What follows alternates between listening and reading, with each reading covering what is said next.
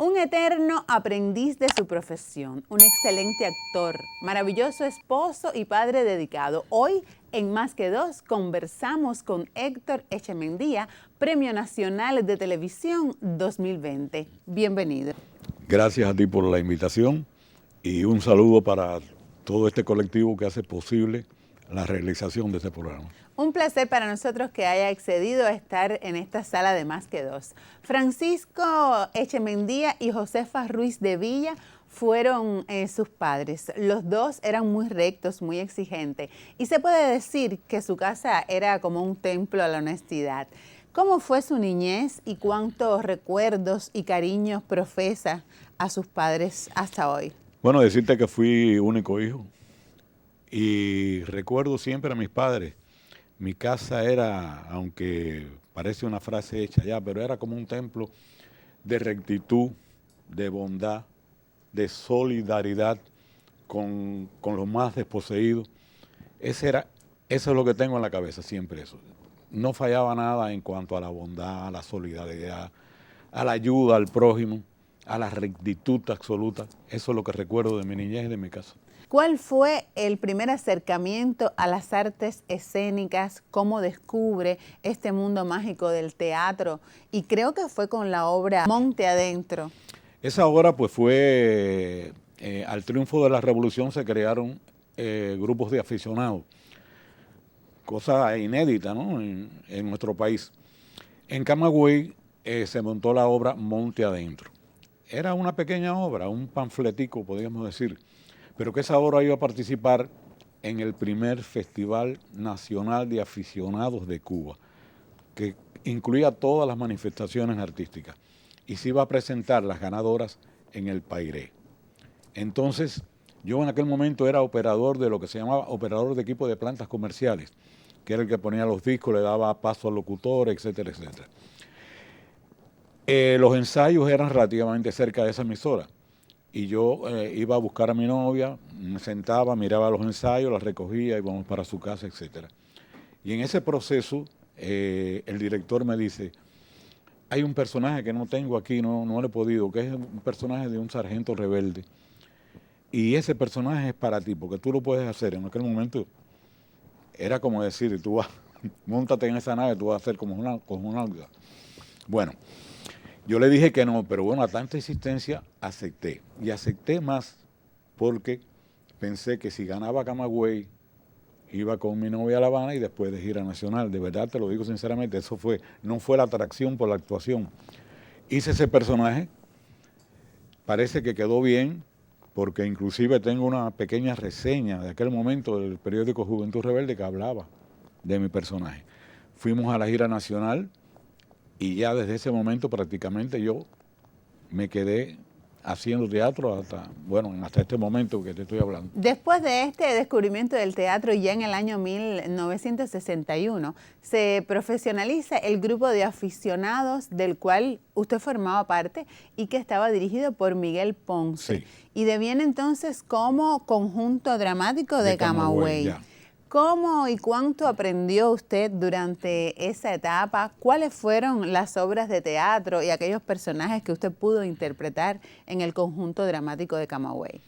Decirte que después de la partida ya de Miguel Ponce, que dirigió el grupo como aficionado y semiprofesional, vino a dirigir el argentino Pablo Berbisky, un hombre de una gran capacidad, de una capacidad intelectual enorme.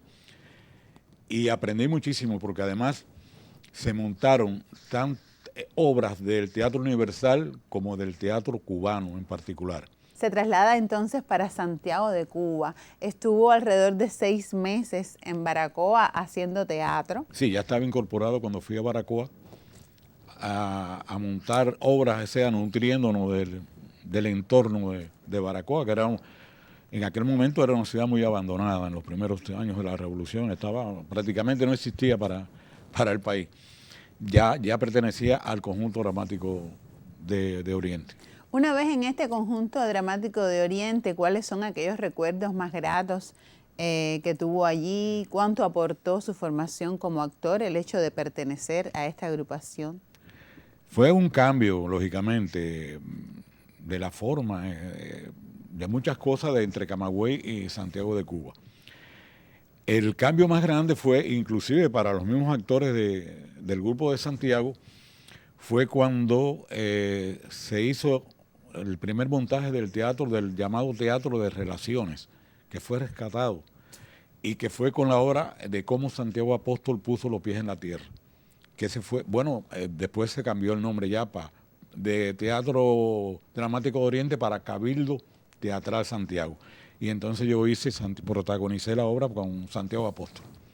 Ese fue un cambio enorme, tanto para mí más todavía, como para los propios actores santiagueros. Y además, en Camagüey siempre el teatro se ha hecho en salas, en teatro. Fíjate la diferencia entre las provincias, ¿no? Y en Camagüey la gente va al teatro como a una actividad especial. Y las mujeres visten sus mejores galas, los hombres también. O sea, es teatro de sala. En Santiago de Cuba es un poco lo contrario. Tú vas a la calle, vas a un barrio, vas a un parque y se llena aquello, todo el mundo se para, coge sus puestos para poder ver y asimila y disfruta de aquella obra en el exterior. Para mí eso fue, figúrate, un cambio del 100% de lo que yo tenía asimilado.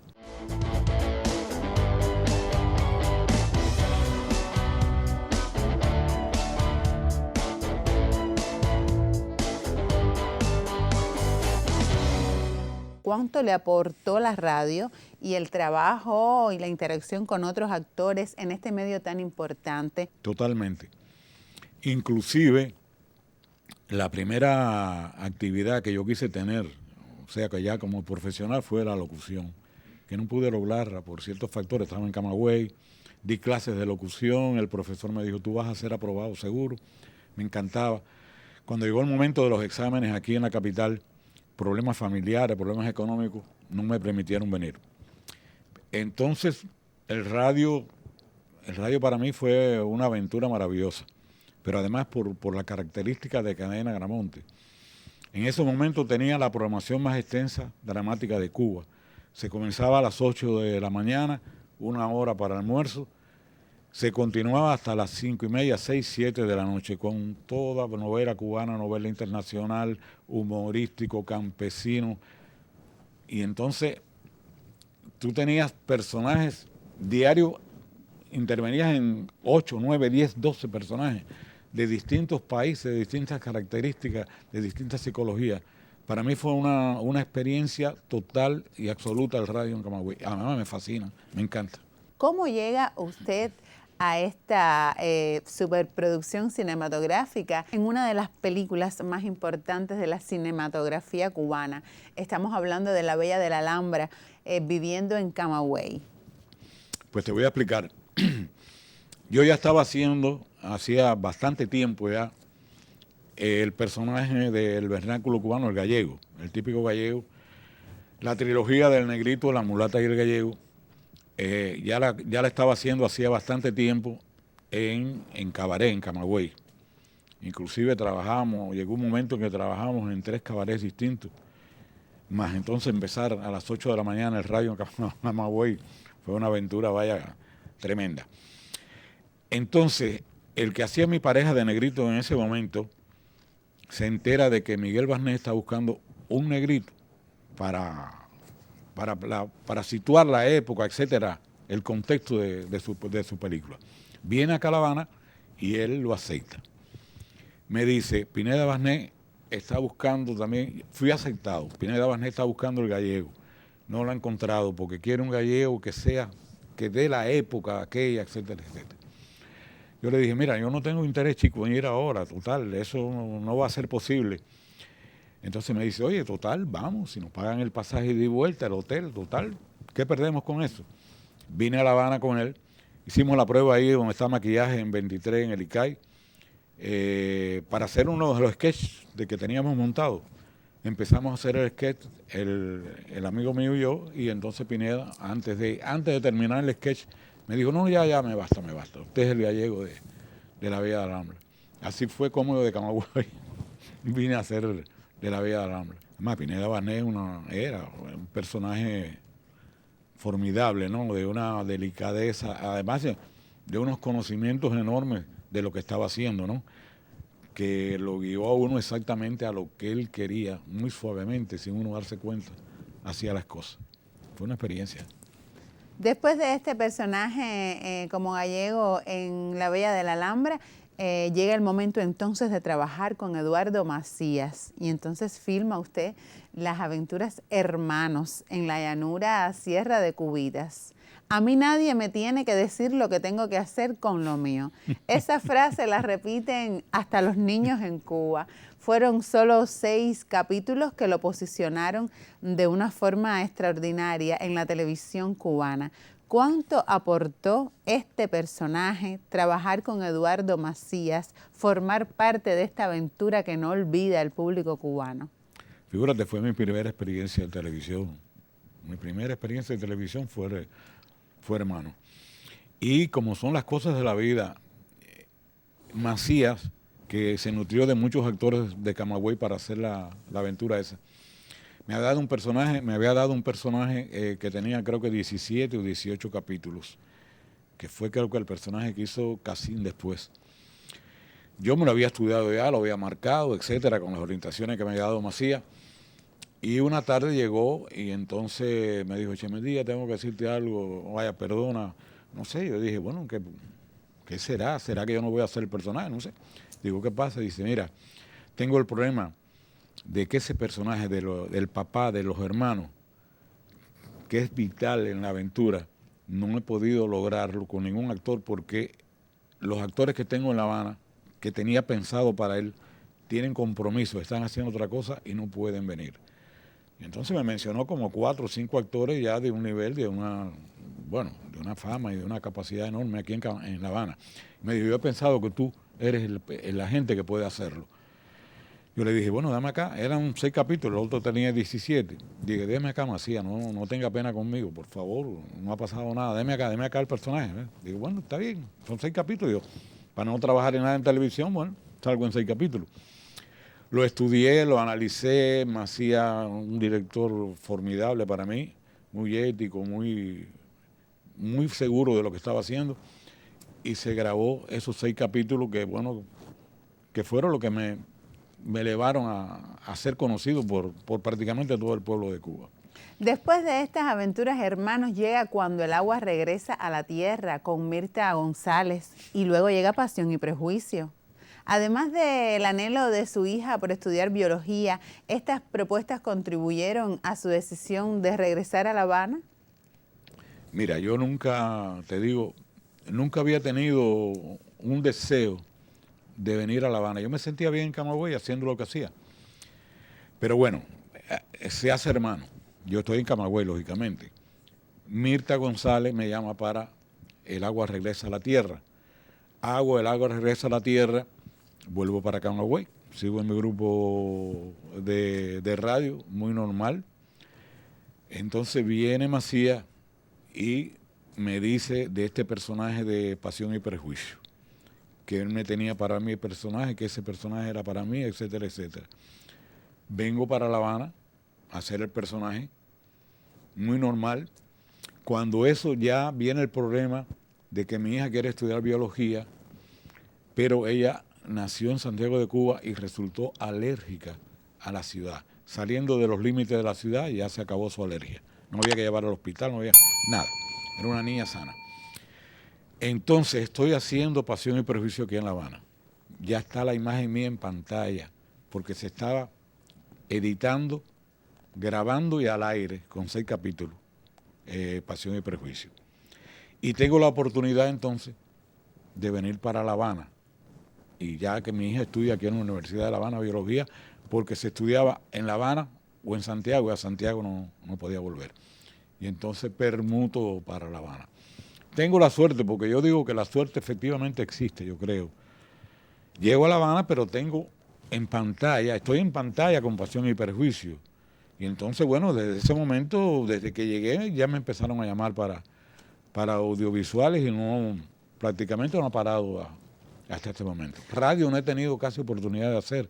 Cuando llegué, estando en la agencia Actuar, me ofrecieron ya un personaje, un protagónico en una novela para radio, que yo rechacé porque yo dije, mira, yo vengo a un medio que no conozco, estoy grabando Pasión y Prejuicio, radio aquí, tengo que ver cómo es el mecanismo porque no quiero fallar, yo no me gusta quedar mal con el medio. Y por eso no he hecho radio prácticamente. En su paso por los teatros de la capital, ¿qué me puede decir de roles desempeñados en obras de teatro como la de Pedro Navaja, por ejemplo, El perro del hortelano, que también fue otra, El diario de Ana Frank y bueno, Zapato Sucio? Coméntenos un poco sobre su participación en estas obras teatrales. Bueno, precisamente esas obras que ha mencionado son las que he hecho en los últimos 30 años aquí en La Habana. Creo que son cinco si mal no recuerdo. Y fue por una cosa muy puntual. Las obras y sobre todo los directores, que me pareció una experiencia que no podía desperdiciar de ningún momento, trabajar con Nelson Dor, con Julio César de Teatro de Dos. O sea, trabajé en esas obras por eso, por la obra y por la importancia de los directores. En este largo camino todos los personajes son importantes y cualquiera puede marcar al público. En este caso, ¿cuáles son esas anécdotas? Bueno, figúrate, son tantas porque sí, ya van 60 años de carrera, ¿no? Pero bueno, como personaje en teatro, fue un personaje que se hizo en Camagüey para un festival de teatro latinoamericano, una obra llamada Coyacocha, que me marcó porque era un personaje importantísimo sobre un hecho basado prácticamente en hechos reales sobre la construcción de un túnel en Perú, etcétera, etcétera. Es en teatro. Bueno, en televisión, lógicamente, hermano. También Pasión y Perjuicio. Y recuerdo la grabación de Aquellos Grises. No se me puede olvidar porque participé con Tito Junco. Tito Junco, yo tengo un recuerdo de él maravilloso, no se me quita de la mente, de un hombre ya enfermo que renunció a ser hospitalizado por grabar Aquellos Grises, porque leyó el guión y dijo, yo tengo que hacer esto, y renunció al hospital. Con decirte que la última escena que se grabó fue ahí en La Puntilla, como a las 5:30 de la mañana, y Tito Junco tenía 5 de hemoglobina. Yo no sé cómo podía. Era espíritu, no materia. Yo recuerdo eso siempre, no lo olvidaré nunca, a Tito Junco. ¿Qué orientaciones le daría a aquellas personas que se inician en el camino de la actuación, por supuesto, teniendo en cuenta que es un arte complejo y que los espacios son muy limitados a veces, pero cómo enrumbarse a un artista joven, a un actor joven, por el amplio camino de la labor actoral? Bueno, en primer lugar tiene que tener de verdad la vocación. Eso es vital, vital, vital, que tenga la vocación. De ahí puede seguir incorporando valores y cosas para su formación.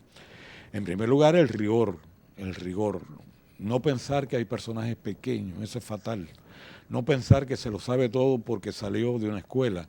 Ahora, después de la salida de esa escuela es que de verdad empieza su aprendizaje, en las tablas o frente a una cámara de televisión.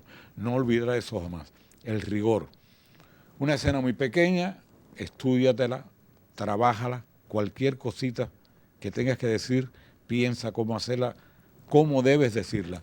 Porque yo he visto muchos casos de jóvenes que le dan hasta la oportunidad de protagonizar una aventura, hasta una novela, y desgraciadamente lo han desaprovechado. Lo han desaprovechado y después tú ves que se han desaparecido, no han aparecido más.